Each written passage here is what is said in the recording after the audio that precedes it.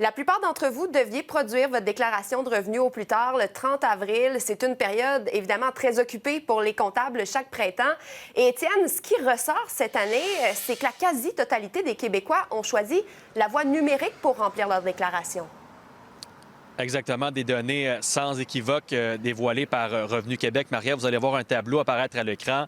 93 des Québécois ont opté effectivement pour la voie électronique, alors qu'une petite partie procède toujours via un envoi postal. Envoi électronique qui comporte de nombreux avantages, notamment si vous avez le droit à un remboursement d'impôt, un dépôt qui est beaucoup plus rapide, aux alentours de 14 jours, selon les standards de Revenu Québec. Alors, si vous procédez par la poste, c'est environ un mois. Parlant de retour d'impôt, 67 des Québécois cette année auront droit ont reçu ou vont recevoir un remboursement, un montant environ de 1 600 $. Ce qu'on perçoit également, c'est qu'il y a de plus en plus de personnes qui optent pour des logiciels pour eux-mêmes procéder à leur déclaration de revenus.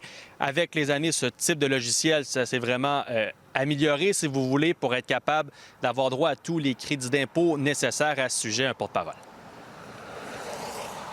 D'abord, il y a beaucoup de questions qui sont posées en partant. On rentre nos données et à la suite, il y a une double vérification. Une vérification d'abord avant de l'envoyer par Internet. Et au moment de l'envoyer par Internet, il y a encore des questions qui sont posées, justement pour éviter que les gens oublient justement certaines choses. Pour ceux et celles qui veulent avoir leur retour d'impôt plus rapidement, se servir de soit TED ou d'impôt net, c'est beaucoup plus rapide. Donc, vous l'aviez mentionné d'entrée de jeu, Marie-Ève, pour la majorité des Québécois, la date limite était le 30 avril. Par contre, si vous êtes un travailleur autonome, vous voulez produire votre déclaration de revenus pour vous, pour votre conjoint, votre conjointe, vous avez jusqu'au 16 juin prochain pour l'effectuer. Également, pour ce qui est soit de gains ou pertes en capital, vous pouvez transmettre votre documentation, vos différents papiers jusqu'au 2 juin prochain. Toujours bien de le rappeler. Merci beaucoup, Étienne.